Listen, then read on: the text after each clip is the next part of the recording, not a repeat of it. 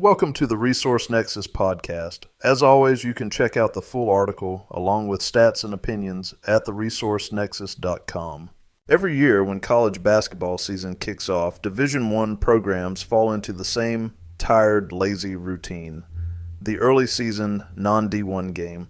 Usually it's a home matchup, most often against a Division II team, but sometimes they go even lower. D3 or NAIA programs, if they want to hit peak pathetic. And yes, some even lose to teams ranked 200 plus. I mean, how pathetic are you if, when scheduling a non-D1, you go find a losing team or a D3 school where they don't even give scholarships? On paper, these games are supposed to be a warm-up, an easy win, maybe even a little revenue booster because, sure, they come cheap. But in practice, you are not a serious program if you play them, especially for mid-majors in conferences like the Mountain West or the American with real resources. These games are, well, they're pathetic. They do absolutely nothing for your program except maybe make $30,000 or $40,000 at the gate. You could likely accomplish more and get paid more going on the road yourself. Even a bye game against a Power 5 or another 2 or 3 mid-major, instead of scheduling 2 or 3 non-D1s, would likely do more for your program financially, recruiting-wise, and for TV exposure.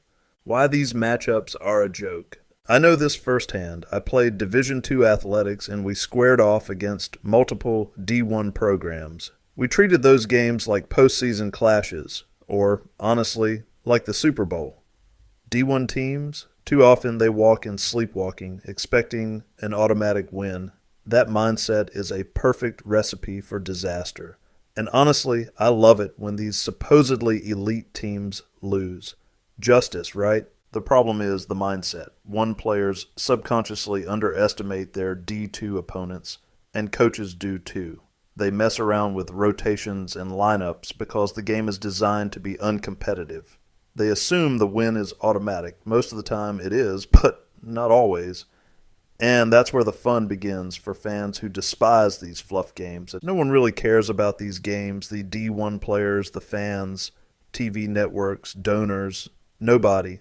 Honestly, the NCAA should police this. If schools are too lazy to do better or just padding stats and win totals, these games shouldn't even count. Make them exhibitions. No stats, no counting toward your record. Treat it like it is, meaningless. Boise State, I'm looking at you. What's really maddening is when teams play a D1 like Idaho in an exhibition, like Boise did, only to open the season against a D2 opponent. What are we doing here? It makes no sense. That game should be a real matchup. Idaho versus Boise. A home and home even would be perfect. Classic rivalry energy. And yes, I would pay to watch that. Instead, a D2 team flies in from Hawaii, and we all sit and shrug. Oh, and I love that they lost. Absolutely loved it. Look, I'm a fan of Leon Rice. I've written about how impressed I am with what he's built at Boise State over the past few years.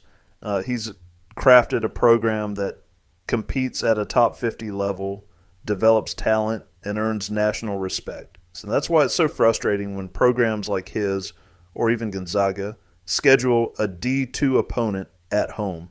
It's cheap, it's soft, and it's unnecessary. You look like you're trying to game the system, and fans see it. The rankings might look good on paper, but anyone paying attention knows it's fluff. Resources are no excuse. The Mountain West and the American have resources, recruiting pull, television exposure, solid conferences. There's no reason for an easy early season D2 game. It doesn't help recruiting, it doesn't help media exposure, and it certainly doesn't make your program look serious. Excuses don't hold up. It's an easy win. Until it isn't, then the optics are awful. One loss like that and the story follows you all season. It helps the budget. Maybe. But at what cost to recruits and media attention? Players would rather go play a bye game at Duke than beat a D2 at home. It builds confidence, sure. If the competition is real, beat a D2 by 30, who cares? Lose, disaster. East Coast schools have no excuse. There are dozens of D1 programs within 5 hours of almost any school, home and homes, mid-majors, low majors, P5s. It's all there. If you're Gardner-Webb and you lost to a D2 in a state with 18 D1 programs and dozens more within 5 hours, you deserve it. Why these games shouldn't count. Early season D2 games also mess with stats and advanced metrics. Wins over these opponents inflate records, but do nothing for net ratings, KenPom, or other advanced analytics. It's essentially as if they didn't happen. And the worst part, lose one, and you instantly become a national punchline. Win one? Who cares? Fans are bored. Recruits are unimpressed. Many players and coaches sleepwalk through these games, and it shows. It's the ultimate cake and eat it too move. Home game, easy win, padded record. All the while, the risk is real. If you lose, the optics and recruiting fallout hurt far more than the little benefit ever helped, which honestly is mostly just saving a few $1,000s compared to paying a D1 team $50,000 or $60,000. And by the way, saying we're building confidence here is laughable.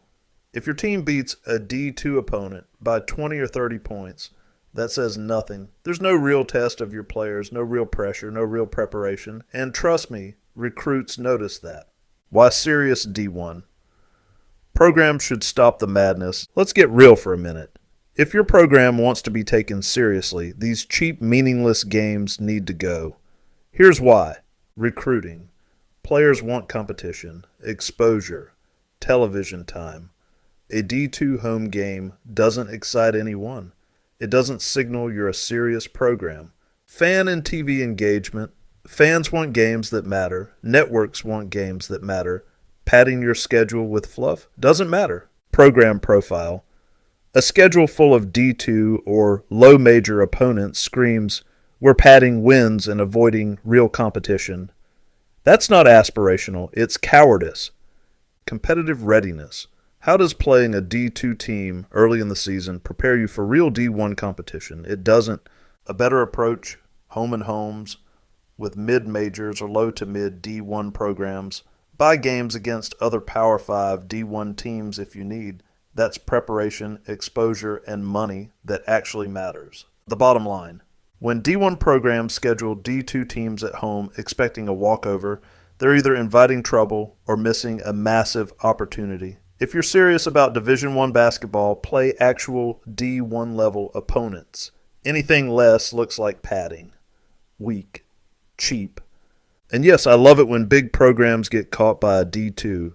That's what happens when you disrespect the competitive process. You deserve to be mocked, especially if you lose. And I don't just mean the small programs. Boise, Gonzaga, the mid-majors with resources, they get zero excuse. Stop treating your fans, your players, and the game like it's a warm-up exercise. Stop scheduling D2 teams. Just stop. Make your schedule matter. So here's the takeaway. If you're running a Division I program, every game should matter. Every matchup should challenge your players, excite your fans, and make recruiters pay attention. Playing a D2 team at home early in the season doesn't do any of that. It's cheap, it's soft, and honestly, it's lazy. And think about it. Fans notice. Recruits notice. Even casual observers notice. You can try to pad your record, but anyone paying attention can see through it. And when the inevitable loss happens, you look foolish. That's why I love seeing a D2 upset a D1 program. It's a reminder that basketball is earned, not bought, and that respecting the game matters more than padding stats or gate receipts. If you're serious about building a respected program, schedule wisely, travel, take risks, play real teams, give your players a chance to grow, give your fans something worth watching, and for heaven's sake, don't waste your early season on teams that can't even offer scholarships. And at the end of the day, college basketball is about competition, development, and respect for the game. So stop scheduling D2 teams, stop chasing easy wins, and start playing the kind of basketball that actually matters. Your fans, your players, and the sport itself will thank you. All right, that's it for today's episode. If you liked what you heard, subscribe, drop a review, and share this with your basketball-loving friends. And as always, stay tuned for more takes, more analysis, and yes, more of me calling out the nonsense in college hoops. Alright, that's a wrap for today. Thanks for tuning in. Hope you got some good insights. If you enjoyed the episode, be sure to like, subscribe, and share it with anyone who'd find it useful. And don't forget to check out theresourcenexus.com for more in-depth analysis. Until next time, check you later. Cool. Guess we'll see you around. All right, check you later. Bye. Wait, man, why are you always such a dork, man? What are you talking about? Check you later. Check you later.